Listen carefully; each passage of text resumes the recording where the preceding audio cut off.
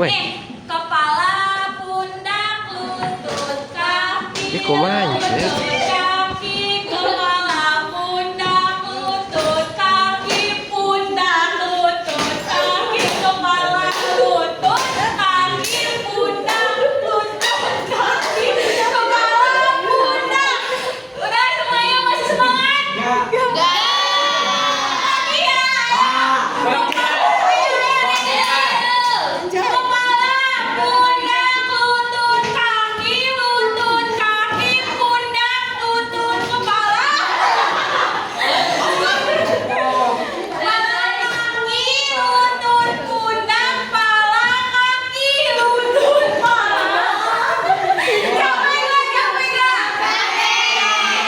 Terima kasih semuanya.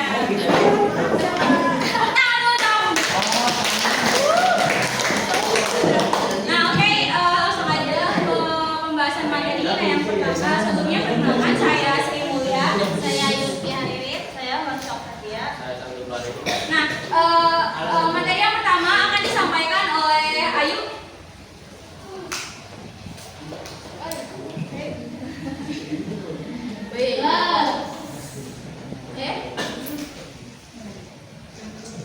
Pengasihan IPTEK.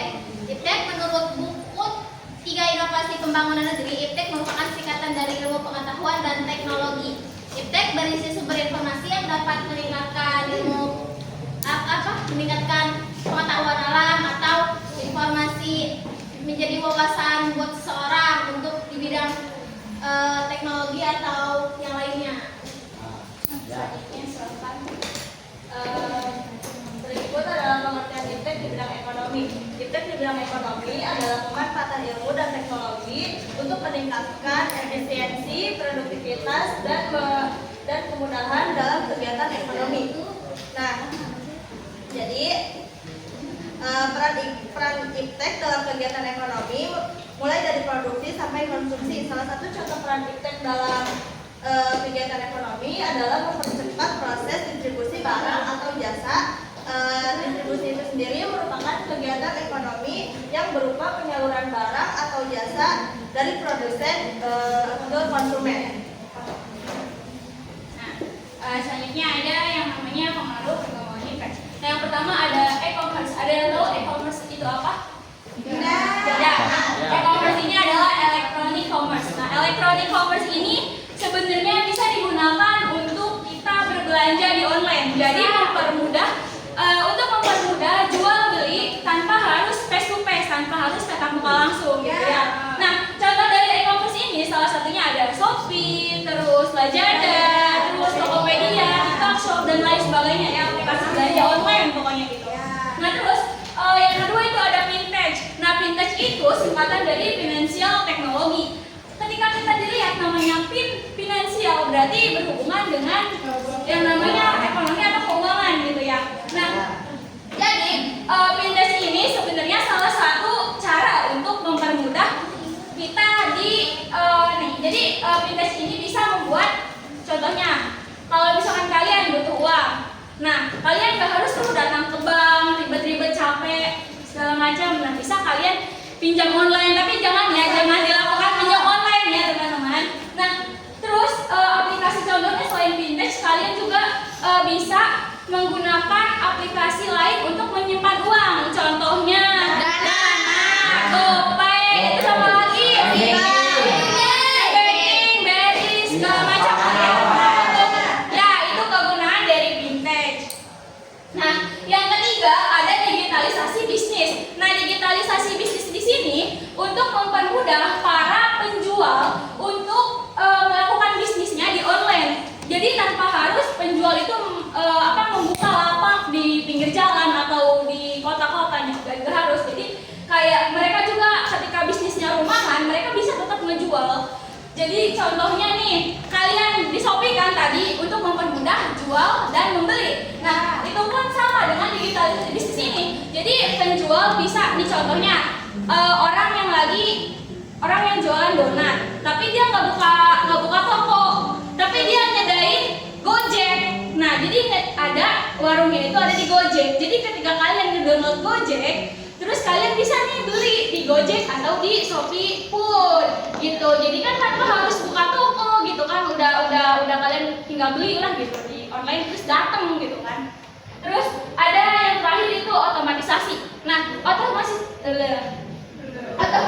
di sini itu untuk mempermudah kita sebagai manusia tanpa harus capek, tanpa harus kerja capek. Nah, contoh dari otomatisasi ini apa? Kalau misalkan di bidang kehidupan kalau kita lihat ke kehidupan sehari-hari, otomatisasi ini contohnya mesin cuci. Nah, kan dengan mesin cuci kita tanpa kudu ngegusruk-gusruk kan cucinya, terus tanpa nungguin matahari dulu harus dingin gitu kan.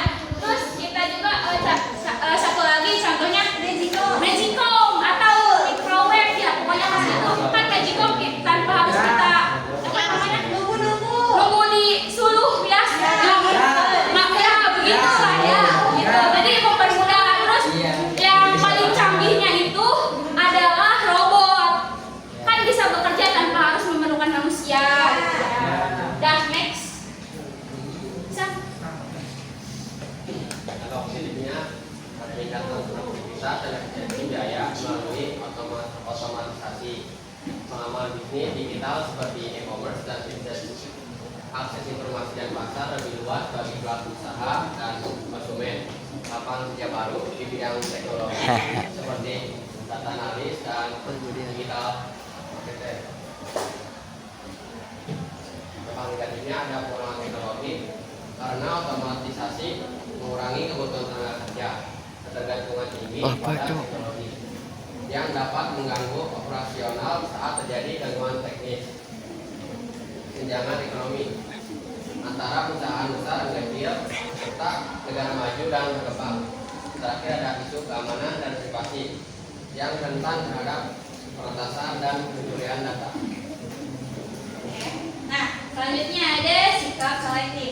Nah, yang pertama ini pilih informasi yang kredibel. Nah, dari sini teman-teman ada yang tahu nggak kalau kredibel itu apa?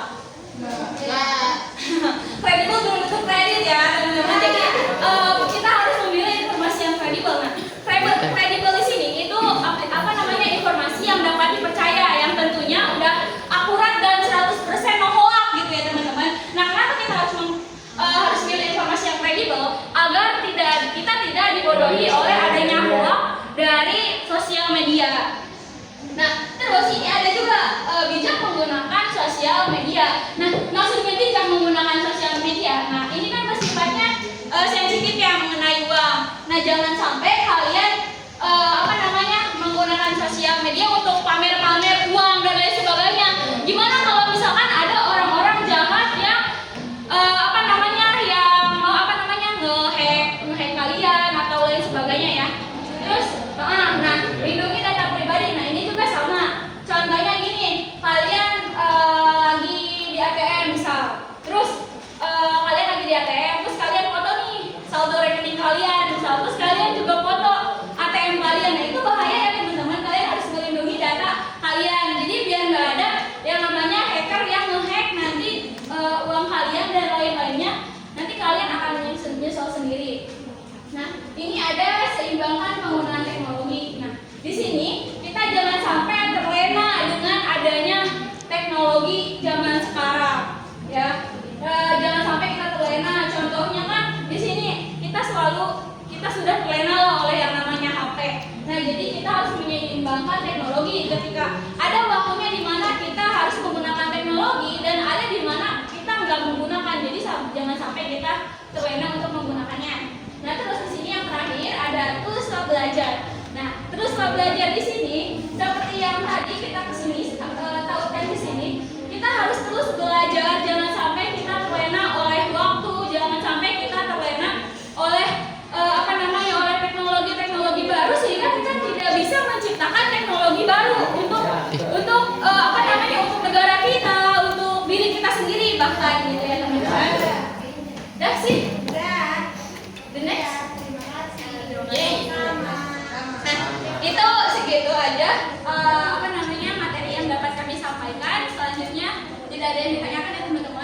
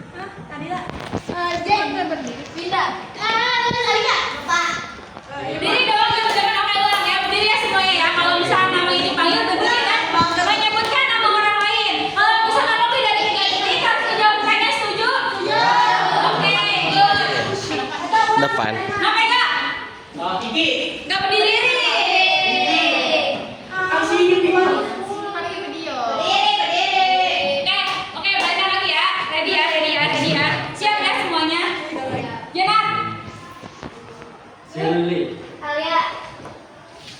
1, 2, 3.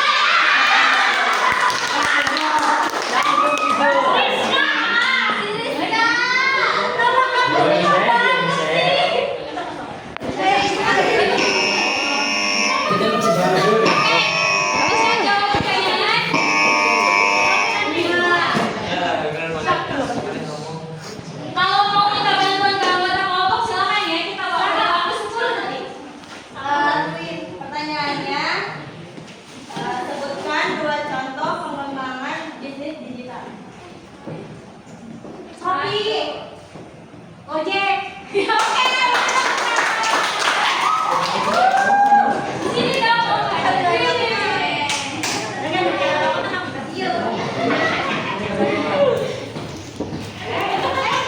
Kita cuma ada 3 pertanyaan ya teman-teman. Oke, lanjut lagi ya, mulai dari Alia. Maksudnya mulai dari kamu ya. Ayo. Ready Alia? Ayo Alia, sebutin. Abang. Siapa Abang? Oke, makasih ya teman-teman. Ayo. Sama. Bila.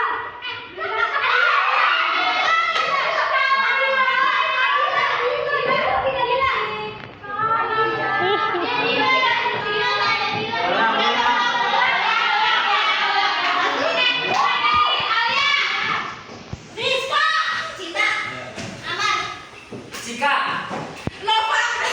Irma, Winda, Ayla, Omega. Jean. Janar. Elja. Salma, Dani, Jane, Silvi, Alia,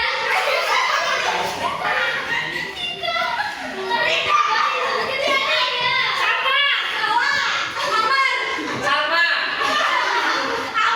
Salma.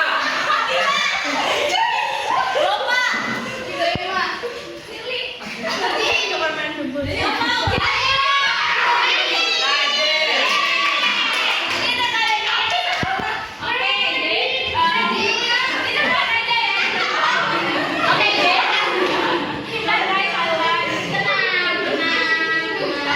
pertanyaannya, apa kegunaan dari finansial teknologi?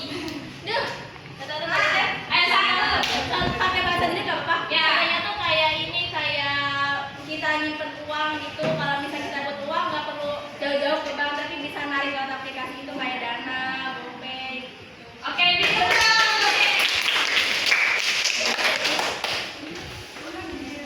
Karena deh sih, iya sih. Iki. Berapa orang kan sih? Aku. Ya, berarti jangan 2-2, 3-3. Oke, mulai. 2 pertanyaan lagi ya teman-teman. Dias mana Dias? Modal. Oke, nggak apa-apa. Oke, Diana. Elja.